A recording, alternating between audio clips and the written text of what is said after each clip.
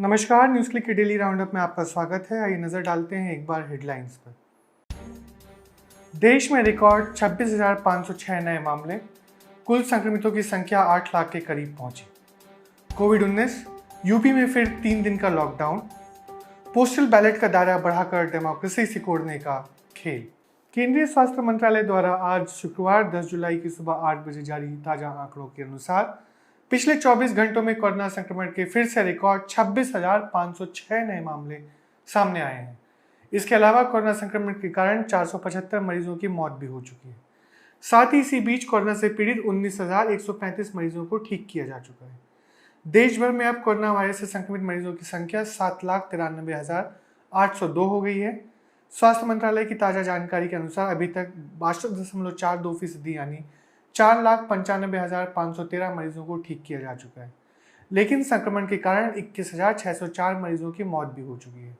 इसी के साथ देश में कुल सक्रिय मामलों की संख्या बढ़कर 2,76,685 हो गई है। ICMR द्वारा जारी आंकड़ों के अनुसार अभी तक कुल 1,10,24,491 सैंपल की जांच की गई है, जिसमें से 2,83,659 सैंपल की जांच बीते 24 घंटों में ही हुई है। वहीं दूसरी तरफ उत्तर प्रदेश में एक बार फिर 3 दिन का लॉकडाउन लगा दिया गया है।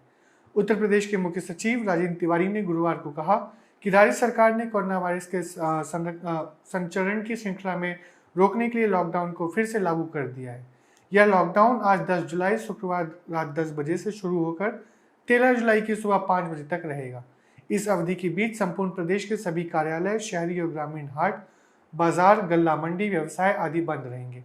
हालांकि आवश्यक सेवाएं की सप्लाई जारी रहेगी और ट्रेन और उड़ान सेवाएं भी अप्रतिबंधित रहेंगी। वहीं उत्तर प्रदेश में 8 पुलिसकर्मी की हत्या के मास्टरमाइंड विकास दुबे को एनकाउंटर में मार दिया गया है। एनकाउंटर में गंभीर रूप से घायल हुए विकास दुबे की मौत हो गई है। इस एनकाउंटर में 4 पुलिसकर्मी भी घायल हुए हैं। कानपुर के SSP दिनेश कुमार ने एनकाउंटर की पुष्टि की है। SSP दिनेश कुमार ने कहा कि जैसे ही एक गाड़ी का एक्सीडेंट हुआ, विकास दुबे घायल पुलिसकर्मी का पिस्टल छीनकर भागने लगा। पुलिस ने कई बार उसे सरेंडर करने के लिए कहा, लेकिन उसने फायरिंग शुरू कर दी। जवाबी कार्रवाई में विकास दुबे को सीने में और कमर में गोली लगी। हालांकि विपक्ष ने इस पर कई सवाल उठाए हैं। उत्तर प्रदेश के पूर्व मुख्यमंत्री और समाजवादी पार्टी के नेता अखिलेश यादव ने विकास दुबे की मौत पर एक ट्वीट किया है, जिसमें लिखा है कि दरअसल ये कार नहीं पलटी है, राज खुलने से सरकार पलटने से बचाई गई है। पूर्व मुख्यमंत्री और बसपा प्रमुख मायावती ने कहा कि कानपुर पुलिस हत्याकांड के साथ ही इसके मुख्य आरोपी दुर्दांत विकास दुबे को मध्य प्रदेश से कानपुर लाते समय आज पुलिस की गाड़ी के पलटने व उसके भागने पर यूपी पुलिस द्वारा उसे मार गिराए जाने आदि के समस्त मामलों की माननीय सुप्रीम कोर्ट की निगरानी में निष्पक्ष जांच होनी चाहिए। यह उच्च स्तरीय जांच इसलिए भी जरूरी है ताकि कानपुर नरसंहार में शहीद हुए 8 पुलिसकर्मियों के परिवार को सही इंसाफ मिल सके। साथ ही पुलिस व आपराधिक राजनीतिक तत्वों के गठजोड़ की भी सही शिनाख्त की जा सके और उन्हें सख्त सजा दिलाई जा सके। ऐसे कदमों से ही यूपी अपराध मुक्त हो सकता है। कोरोना के नाम पर यह किया गया कि अब 65 या उससे ज़्यादा उम्र के लोग पोस्टल बैलेट के जरिए वोट कर सकेंगे। बिहार में विपक्षी दलों ने इस पर गहरा ऐतराज़ जताया है, क्योंकि उनके मुताबिक इससे चुनाव में सत्ताधारी दलों को धांधली करना और आसान हो जाएगा। इसी कानूनी संशोधन के विभिन्न पहलुओं का विश्लेषण कर रहे हैं वरिष्ठ पत्रकार उर्मिलेश। आइए सुनते हैं उन्हें। अगर हम देखें पिछले 2-3 सप्ताह के दरमियान, तो पूरे देश की जो आवाम है, देश का जो मीडिया है, देश के जो सियासतदान हैं, बहुत सारे अपोजिशन पार्टीज़ के सब लोग अलग अलग इश्यूज़ पे उलझे रहे। गलवान में कोई घूमता रहा, कोई उत्तर प्रदेश के पुलिस का हिसाब किताब देखता रहा, पुलिस कितनी निरंकुशता या पुलिस कितना दमन कर रही है वो कहानियाँ आती रहीं, पुलिस पर कितना हमला हो रहा है क्रिमिनल्स का वो कहानियाँ आती रहीं। लेकिन इस बीच में सरकार हर मोर्चे पर सफलतापूर्वक काम करती रही। सफलतापूर्वक कहने का मेरा ये मतलब है कि बहुत तेज़ी के साथ अपने एजेंडे के तहत काम करती रही। दूसरे लोग सरकार के एजेंडे में या बहुत सारे क्रिएटेड एजेंडे में फंसे रहे, लेकिन सरकार उसके दिमाग में जो था, उसके जो निशाने पर जो था, उसको वो अपने ढंग से काम करती रही। हाल के जितने फैसले सरकार के हैं, 2-3 बड़े फैसले, अगर आप उनको देखें तो ये बात बिल्कुल समझ में आने वाली है, बिल्कुल कन्विंसिंग है। लेकिन मैं सभी फैसलों के बारे में बात नहीं करूंगा। मैं एक बहुत पर्टिकुलर फैसला जो इलेक्शन से जुड़ा हुआ है, और इलेक्शन कमीशन ऑफ इंडिया ने अभी पिछले दिनों एक बहुत महत्वपूर्ण फैसला किया, और जाहिर है सरकार की पहल थी, सरकार ने उसमें इनिशिएटिव लिया था, सरकार ने इंडोर्स किया था, और अब तो नोटिफिकेशन भी हो गया है। वो क्या फैसला है? वो ये है कि जो इलेक्शन कमीशन का जो कंडक्ट ऑफ इलेक्शन रूल्स हैं 1961, इसमें उसके धारा 27A में एक बड़ी तब्दीली की गई है। इसमें बैलेट जो है, पोस्टल बैलेट का प्रावधान इस धारा में उल्लिखित है। और पोस्टल बैलेट अब तक हमारे देश में सर्विसेज के जो लोग हैं, जो अलग अलग जगहों पर तैनात हैं, सुदूर इलाकों में, और अपने घर पे नहीं आ सकते, अपने निर्वाचन क्षेत्रों में नहीं आ सकते, उनके लिए ये एक रूल है। इसमें इंक्लूड भी किया गया था बाद के दिनों में 80 साल से अधिक उम्र के लोगों को। तो ये लोग जो हैं, ये पोस्टल बैलेट से भी अपना मतदान कर सकते हैं, ये एक प्रावधान है।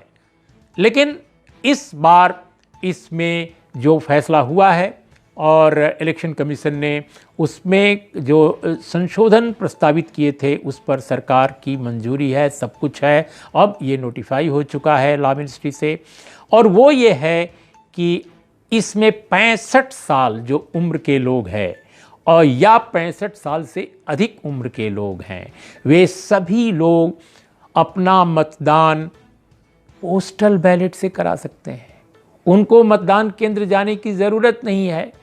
अब जैसे उदाहरण के तौर पे अगर आप देखें बिहार के बारे में, तो बिहार में जो मतदाता हैं, टोटल मतदाता, उसमें तकरीबन 10% लोग, 10% बहुत बड़ी संख्या है, वो इस दायरे में आते हैं कि 10% लोग अपना मतदान पोस्टल बैलेट से करेंगे। अक्टूबर और नवंबर में बिहार में इलेक्शन होने वाला है, अगर उसमें कोई और तब्दीली ना आई तो इसका मतलब यह है कि जो पहले कुछ हजार मतदान होते थे, या अधिक से अधिक 1 लाख हो जाते थे, अब वो लाखों में होंगे।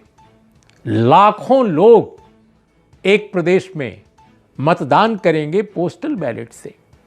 और आप जानते हैं पोस्टल बैलेट कैसे होता है। पोस्टल बैलेट में ब्यूरोक्रेसी की बहुत अहम भूमिका होती है, नौकरशाही की।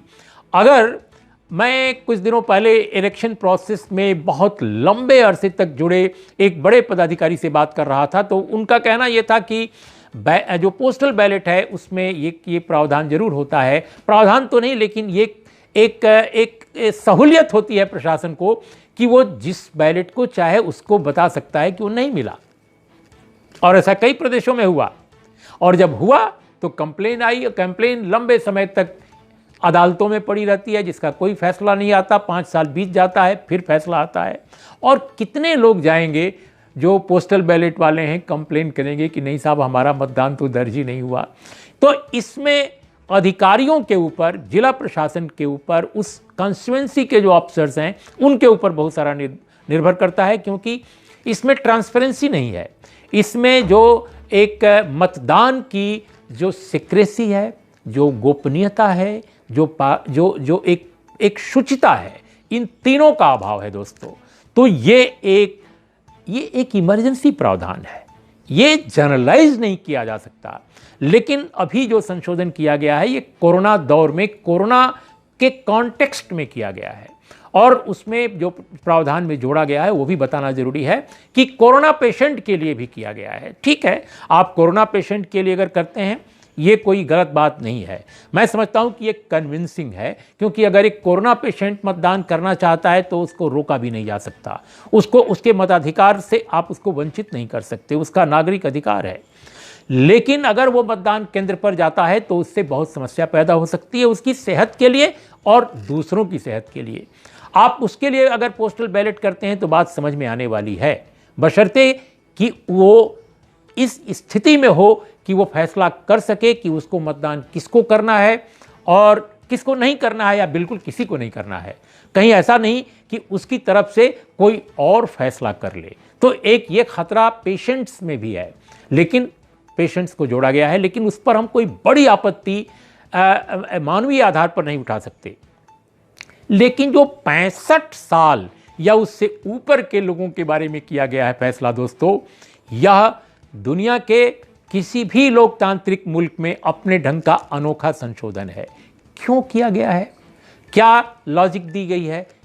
ये कहा गया है कि वो कोरोना के इस दौर में एक उन पर जोखिम है, वो रिस्क वाले जोन में हैं, उनकी उम्र जो है वो बुजुर्ग की है, इसलिए वो अरे भाई अगर ऐसा है, अगर आपको सचमुच ऐसा लगता है तो देश में जो 65 साल के लोग हैं उनके घरों में प्रशासनिक स्तर पर हमें लगता है कि सब्जी, खान पान या जो ज़रूरत की चीज़ें हैं, दवा, वो सब प्रशासनिक स्तर पर आई थिंक होम डिलीवरी करानी चाहिए।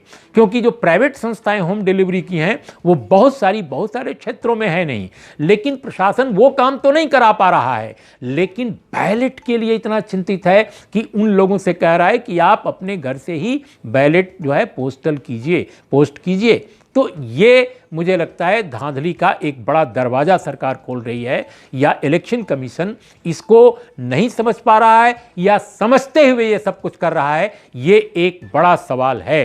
क्योंकि 65 से अधिक या 65 के उम्र के लोगों को अगर आप ज़्यादा सुविधा देना चाहते हैं तो उनके लिए उनके लिए आप ईवीएम जो केंद्र हैं, जो मतदान केंद्र हैं, वहाँ आप ऐसा प्रावधान कीजिए कि उनके लिए दरवाजे अलग हों, उनके लिए एक अलग मतदान केंद्र भी खोला जा सकता है। कल्पना कीजिए कि एक मतदान केंद्र पर 4000 लोग हैं और 65 से पार उम्र के लोगों की संख्या मान लीजिए वहां पर 1000 है, आप उनके लिए अलग कर दीजिए मशीन, अलग स्टाफ कर दीजिए, ज़्यादा वहां केयर रखिए, सैनिटाइज कीजिए सब कुछ वहां पर। लेकिन सरकार ने ये न करके पोस्टल बैलेट का दरवाज़ा उन्होंने तलाशा है और इस पर इलेक्शन कमीशन संपूर्णतः इसके पक्ष में है और नोटिफाई करा चुका है, सब कुछ सामने है। तो मैं समझता हूं दोस्तों, इसका जो सबसे पहला प्रयोग है बिहार में होगा, जहां अक्टूबर और नवंबर में चुनाव होने हैं। इसके बाद बंगाल में होगा और बंगाल में चुनाव 2021 के शुरुआत में होना है। अब इस पर शुरू में, क्योंकि इस देश के सियासतदान, मीडिया सब तो उलझे हुए थे, कोई किसी गली में था, कोई नदी घाटी में था, कोई कहीं था, लेकिन सरकार और इलेक्शन कमीशन सब अपना काम कर रहे थे। कम से कम इस मोर्चे पर भी उन्होंने कर दिखाया, और अब जब कर दिखाया तो अपोजिशन की तरफ से सवाल उठने लगे हैं। हमने सुना है कि इस पर अपोजिशन के लोगों ने इकट्ठा होकर पिटीशन भी दिया है, बहुत सारे लोग प्रोटेस्ट कर रहे हैं। अब कांग्रेस पार्टी है, सीपीआईएम है, सीपीआई है, आरजेडी है, तृणमूल कांग्रेस है, इन पार्टियों ने इसका विरोध किया है। लेकिन उस समय विरोध जब करना चाहिए था तब उतनी आवाज़ें नहीं आईं, अब थोड़ी आवाज़ें बढ़ी हैं। लेकिन हमारा ये कहना है कि आप कभी गली में, कभी घाटी में, कभी बंगलों की लड़ाई में, कभी इधर की लड़ाई में, कभी उधर की लड़ाई में फंसे रहते हैं, लेकिन सरकार और उसका प्रशासन बिल्कुल एजेंडा अपना साफ रखता है, उसके निशाने बिल्कुल साफ रहते हैं, बिल्कुल क्लियर रहते हैं। इस मामले में मैं समझता हूं कि अपोजिशन हर बार की तरह फिर देर किया है उसने, लेकिन देर आए दुरुस्त आए। ये मुद्दा केवल अपोजिशन का नहीं है, ये देश के नागरिकों का सवाल है, ये देश के मतदान के अधिकार से लैस उन तमाम लोगों का सवाल है, डेमोक्रेसी का सवाल है।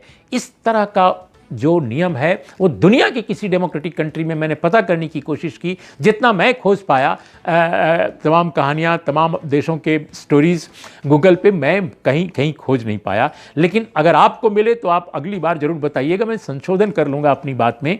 लेकिन मैं समझता हूँ कि हमारी डेमोक्रेसी के लिए यह एक जोखिम है, और जोखिम से लोगों को बचाने के नाम पर डेमोक्रेसी को जोखिम में डालने का ये जो कुचक्र है, ये एक बहुत ही खतरनाक है। तो आज इन शब्दों के साथ बस इतना ही। नमस्कार, आदाब, सत श्री अकाल।